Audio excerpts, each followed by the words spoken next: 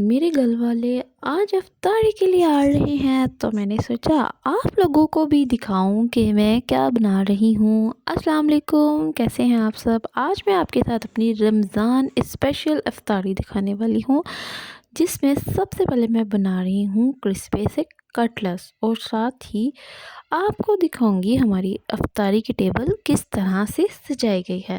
تو جناب، سب سے پہلے ہلکا سا میں آپ کو بتا دوں کہ آپ نے کیا کرنا ہے۔ اس طرح سے جب آپ کٹلس بنائیں گے نا تو بہت مزے بنیں گے۔ ویسے آج میں تھوڑی مصروف ہوں کیونکہ سب کچھ خود بنا رہی ہوں، اور اگر کچھ جل گیا تو پھر بس دعا کریں۔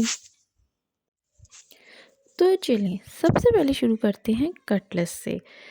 آپ نے کیا کرنا ہے، سب سے پہلے چکن کو شریڈ کر لینا ہے، اور اس میں آپ نے شملہ مرچ کو کاٹ لینا ہے چھوٹا چھوٹا، اور ساتھ پیاز کو بھی آپ نے باریک کاٹ لینا ہے، اور اس میں آپ نے اسپائسیز ایڈ کر کے اچھی طرح سے فرائی کر لینا ہے۔ نمک، مرچیں، کالی مرچیں، ثابوت دھنیا کا پاؤڈر ڈال کے اچھی طرح سے فرائی کر کے اسے ٹھنڈا ہونے کے لیے چھوڑ دینا ہے۔ اور ساتھ ہی ساتھ آپ نے چنا چاٹ بھی بنا لینی ہے۔ چنا چاٹ بناتے ہوئے آپ نے کیا کرنا ہے، چنے، ٹماٹر، پیاز، ہری مرچ، کھیرا میں نے بریک کاٹ لیا تھا، ٹھیک ہے۔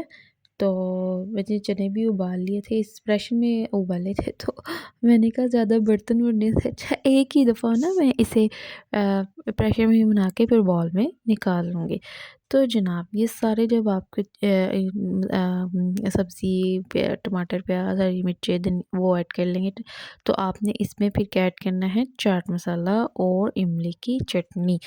ویسے دوستو، چٹپٹی چیزیں تو رمضان میں سب کو بہت پسند ہیں۔ آپ لوگ بتائیں آپ کی سب سے پسندیدہ چاٹ کون سی ہے؟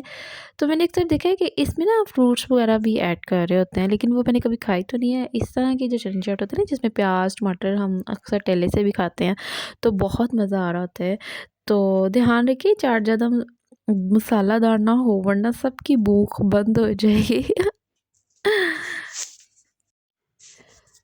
اب ہم بنا رہے ہیں فروٹ چاٹ۔ سیب، کیلا، انگور، تربوز، جو بھی آپ کے پاس فروٹس ہے مکس کریں، کٹنگ کریں، اور تھوڑا سا چاٹ مسالہ لیا اور لیمبو کا رس میں اس میں ڈال رہی ہوں خوبانی کی چٹنی۔ اس سے بھی چاٹ بہت مزے کی بنتی ہے۔ دیکھیں کتنی رنگین اور مزیدار لگ رہی ہے۔ رمضان میں فروٹ چاٹ بہت ریفریشنگ لگتی ہے اور سب کو بہت پسند آتی ہے اس طرح سے۔ تو میں نا شوگر کا کم ہی استعمال کرتی ہوں۔ میں نے پورا رمضان ہی جب بھی چاٹ بنائی ہے نا، میں نے یہ چٹنی ہی زیادہ 2-3 چمچ ایڈ کی ہے چینی کی بجائے۔ تو آپ بھی یہ خوبانی کی چٹنی ڈال کر دیکھیں، بہت ٹیسٹی بنتی ہے اور جوسی جوسی بنتی ہے۔ تو دوسری طرف یہ میرا مسالہ بھی ٹھنڈا ہو چکا تھا، تو میں نے کہا چلو اس کو مکس کر لیتے ہیں۔ ویسے آپ لوگ مجھے بتائیں آپ کی افطاری میں سب سے پسندیدہ چیز کیا ہے؟ مجھے تو کٹلیس اور چاٹ کا مزہ رمضان میں الگ ہی لگتا ہے۔ یہ دیکھیں یہ کٹلیس کتنے نرم اور مسالے دار بن رہے ہیں۔ ہاں، میں تھوڑا زیادہ مسالہ ڈالتی ہوں کیونکہ ذائقہ ہی سب کچھ ہے نا۔ تو پھر میں نے یہ سارے اس طرح سے بنا کے رکھ لیے، اور ساتھ ساتھ میں دوسرا بھی کام کر رہی تھی، ساتھ ساتھ اس کو بھی دیکھ رہی تھی۔ اور یہاں پہ میں اتنی مجھے جلدی تھی کیونکہ ٹائم جب آپ کے پاس شارٹ ہوتا ہے نا، اور کام ایسے تیزی سے آپ کو کرنا پڑتا ہے کہ سب کچھ آپ نے ٹائم پہ مینیج کرنا ہے۔ اور اچھا، یہاں پہ میں نے پکوڑیاں بھگو دی تھی، اور دہی بلوں میں میں نے دھنیا، چاٹ مسالہ، ٹماٹر، پیاز چوپ کر کے کاٹ کے رکھ لیا تھا۔ دہی میں نے اس میں ابھی ایڈ نہیں کیا تھا کیونکہ دہی نا بالکل ایٹ اے ٹائم صرف 5-10 منٹ پہلے آپ ایڈ کر لیں، کیونکہ اس سے کیا ہوتا ہے اگر آپ پہلے ڈال دیں تو وہ سارا جو دہی ہے نا بالکل ہی پکوڑیوں میں جذب ہو جاتا ہے، ڈرائی ڈرائی سے لگتا ہے، تو ٹیسٹ نہیں آتا۔ تو دہی نا میں نے اس طرح سے بیٹ کر کے چاٹ مسالہ اور نا ایک کیوب چٹنی کی بنا کے رکھی ہوئی تھی وہ ایڈ کر کے تو رکھ لیا تھا ایک سائڈ پہ، ٹھیک ہے۔ اور دوسری طرف میں نے یہ پکوڑوں کا مٹیریل بھی ریڈی کیا تھا، اور میں یہ پکوڑے بھی ساتھ ساتھ فرائی کر لیا۔ اور دہی بلے تو رمضان کی جان ہے۔ میرے بھائی ہمیشہ کہتے ہیں دہی بلے نہ ہو تو افطاری کا مزہ ہی نہیں۔ آپ کے گھر میں بھی ایسا ہی ہے کیا؟ اور میرے کزن ہمیشہ زیادہ ہی دہی ڈالنے کا کہتے ہیں، تو آج میں نے ان کا دل خوش کر دیا زیادہ دہی ڈال کے۔ تو ہم اب جلدی سے کٹلس بھی فرائی کر لیں گے۔ دیکھیں کتنے سنہری اور کرسپی بن رہے ہیں۔ ویسے گھر میں افطاری کی تیاری کے دوران خوشبو ہی سب سے زیادہ بھوک بڑھا دیتی ہے۔ اور ہاں، اگر آپ فرائی کرتے وقت ہاتھ جلانے سے ڈرتے ہیں تو دھیان رکھیں۔ میرے بھائی ہمیشہ کہتے ہیں مزہ تو تب ہے جب تھوڑا سا جلے، لیکن میں نہیں مانتی۔ اور ہاں، اگر آپ سوچ رہے ہیں کہ سب کچھ میں نے بنایا ہے تو ہاں، آج میں شیف بن گئی ہوں۔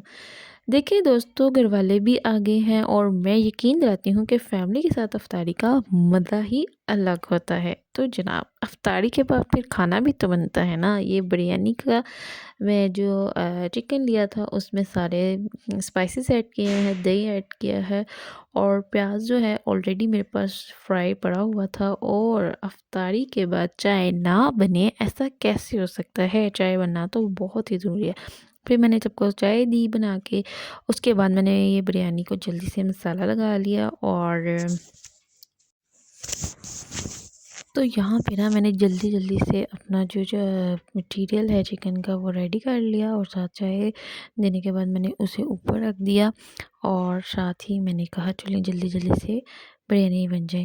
ویسے دیکھیں، میری بہن پاس کری ہے اور ہم تھوڑی گپ شپ بھی کری ہیں، تو جب آپ کے پاس کوئی کھڑا ہوتا ہے، جب آپ باتیں کر رہے تھے نا، تب آپ کو کام کا بالکل بھی اندازہ نہیں ہو رہا ہوتا، خاص طور پہ جب آپ کی پیاری بہن آپ کے پاس ہو اور وہ آپ کو اتنی باتیں بتائیں، اور جب ہنسانے والی بہن ہو، مطلب مذاق کرنے والی، جوک سنانے والی بہن ہو، تو پھر تو میں کہتی ہوں آپ کو بالکل بھی ٹائم کا پتہ نہیں چلتا، اور کام کرنے کا بھی آپ کو اتنا مزہ آ رہا ہوتا ہے نا جب آپ گپ شپ کر رہے ہوتے ہیں۔ تو پھر میری بہن کہہ رہی تھی کہ ذائقہ زیادہ ہو تو سب خوش ہوں گے، اور میں ہنس کر کہتی ہوں بس سب خوش رہیں کیونکہ سب کا خوش رہنا نا بہت ضروری ہوتا ہے۔ کھانا بناتے وقت بس سب کی خوشی کا ہی تو خیال کر رہے ہوتے ہیں کہ پتہ نہیں۔ اور میں یہاں پہ دعائیں کر رہی تھی کہ اللہ تعالیٰ جی پلیز پلیز پلیز مجھ سے بریانی اچھی بن جائے، کیونکہ اچھی بریانی بنے گی تو سب اچھے سے کھائیں گے پیٹ بھر کے خوش ہو کے، تو مجھے بہت اچھا لگے گا۔ اور جب میں کھانا بناتی ہوں نا تو میں کہتی ہوں میرا پیٹ بنا کے فل ہو گیا، مجھ سے کھایا نہیں جا رہا۔ اچھا، سب کہہ رہے ہوتے ہیں نہیں بھی کھاؤ ہمارے ساتھ، کھا لو، لیکن مجھ سے بالکل نہیں کھایا جاتا۔ کہ آپ لوگوں کے ساتھ بھی ہوتا ہے؟ اصل وجہ یہ ہوتی ہے کہ ہم کوکنگ کے ڈیورنگ نا تھک جاتے ہیں، شاید اس وجہ سے ہم سے بعد میں کچھ کھایا نہیں جاتا، تو بعد میں آپ جب بنا رہے ہوتے ہیں نا اسی سے آپ کا پیٹ دل فل ہو جاتا ہے۔ تو یہاں پہ نا میری بہن بھی پیاری شہزادی، اللہ تعالیٰ اس کے بہت اچھے نصیب کرے، میں کہتی ہوں اس کے لیے میرے دل سے بہت دعائیں نکلتی ہیں، کیونکہ یہ میری بہت اچھی، پیاری اور لاڈلی بہن ہے۔ میں کہتی ہوں اللہ تعالیٰ سب بہنوں کے نصیب اچھے کرے، اس کے صدقے میں میری پیاری بہن کے بھی نصیب بہت بہت اچھے کرے، جو کہ مجھے میری چھوٹی بہن ہے لاڈلی سی۔ تو میں کہتی ہوں کہ اللہ تعالیٰ اس کی زندگی میں کبھی کوئی دکھ نہ آئے، یہ ہمیشہ ہمیشہ ہمیشہ خوش رہے، اور اس کے جو سسرال والے ہیں اس کی بہت بہت بہت قدر کرے۔ تو آپ سب نے آمین ضرور لکھنا ہے، اور آپ سب اگر اس چینل پر نیو آئے ہیں تو اپنے پیارے پیارے ہاتھوں سے میری اس چینل کو ضرور سبسکرائب کیجیے گا۔ یہ آپ کی طرف سے ایک ریوارڈ ہوتا ہے، موٹیویشن ہوتی ہے، جو کہ آپ لائک سبسکرائب کر کے دیتے ہیں، اور آپ سب کے پیار کا بہت شکریہ۔ اور یہاں پہ ہماری مزیدار قسم کی چٹپٹی سی اسپائسی سی بریانی بھی ریڈی ہے۔ تو ملتے ہیں آپ کو نیکسٹ ولاگ میں۔ آخر میں آپ کو بتاؤں، آج مجھے بہت پیاری سی عید ملی ہے، لیکن میں وہ آپ تو دوستو اگلی ویڈیو کو مس نہ کریں، اور ابھی کے لیے ویڈیو کو لائک، کمنٹ اور سبسکرائب کرنا مت بھولے۔